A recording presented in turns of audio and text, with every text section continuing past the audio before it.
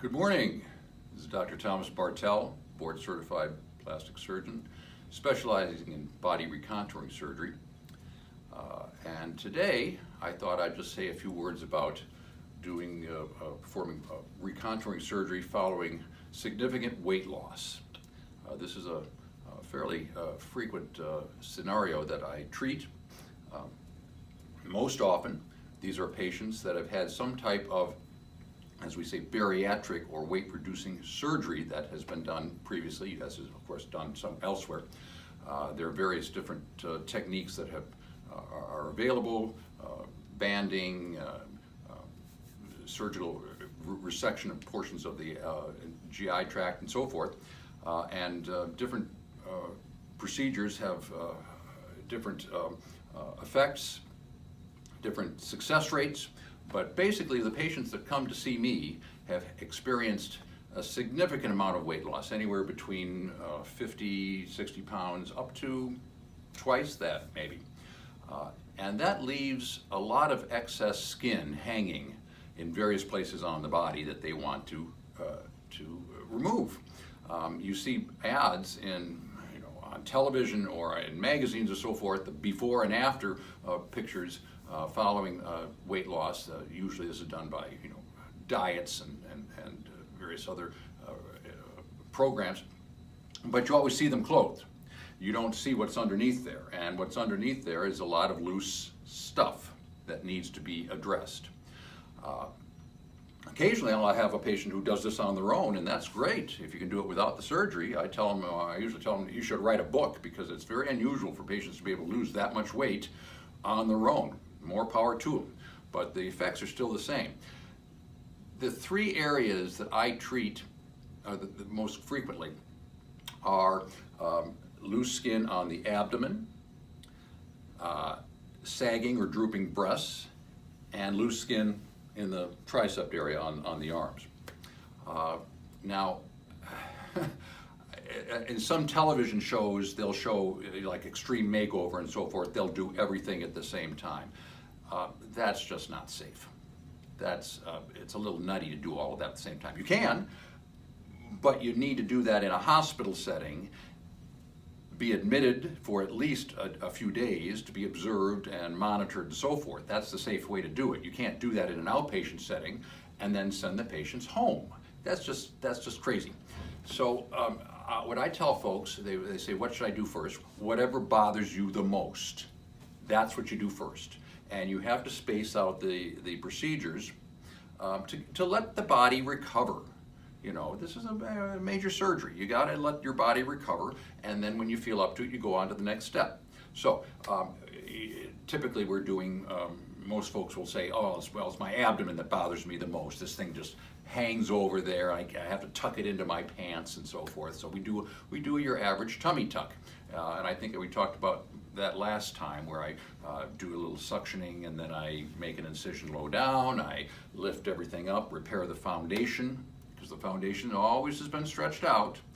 And then I pull down on this thing that I lifted up, and I trim off what I don't need, which is, in the case of the significant weight loss patients, is a pretty significant piece.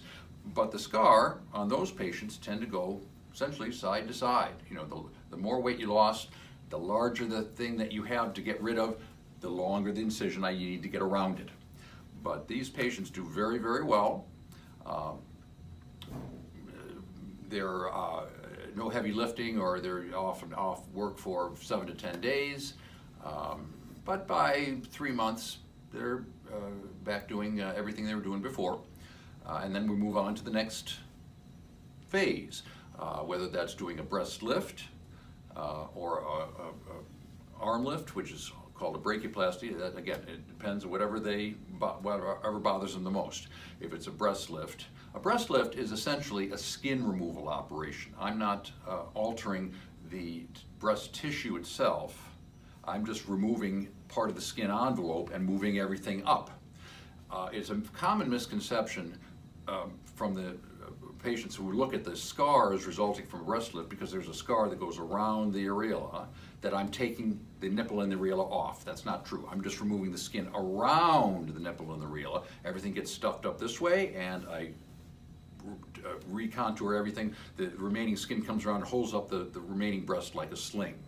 Now, if many patients want to have a little bit more volume than they had, and I can show them how much volume they have currently just in the exam room before surgery. If they want to have a little bit more than that, I can put in an implant at the same time, as long as you don't try to go too large on me. It can be a subtle increase in size. That can be done at the same time. Same rules apply as far as that goes. Patients are off work for 5 to 7 days, back at everything they're doing between 3 weeks and 3 months. You let the body heal, and then we move on to the last stage, which often is this stuff that hangs underneath your arm. People refer to it as the bat wing. They're flapping around. They can't wear a sleeveless dress or a swimsuit or anything like that. Now, this again is called a brachioplasty. It essentially is the same operation as a tummy tuck without the tightening the foundation. Is simply removing an ellipse of skin under the arm.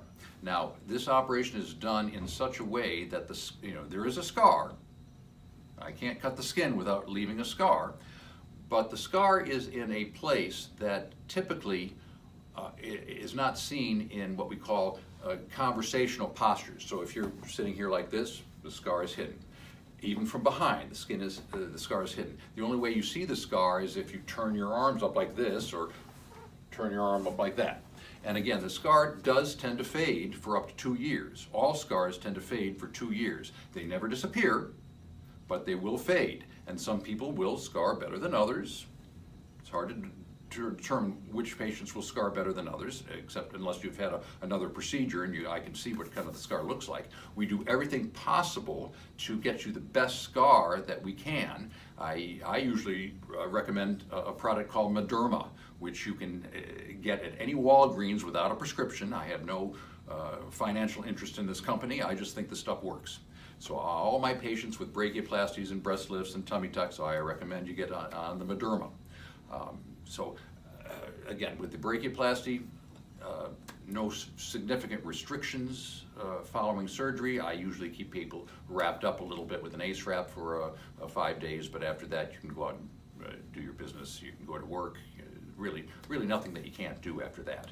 So those are the 3 main areas that I see following significant weight loss. The whole process may take up to a year to get everything done, but then you have your old body back, and as long as you maintain your weight, diet and exercise, that's the important thing. So anyway, that's what I have for you today. I hope everyone is enjoying spring, and I would love to stay a little longer, but I have to fly. And when I say I have to fly, I have to get in the airplane and do some flying today. It's such a beautiful day. I haven't been up in the plane for a while. I need to knock the rust off. So see you in a couple of weeks.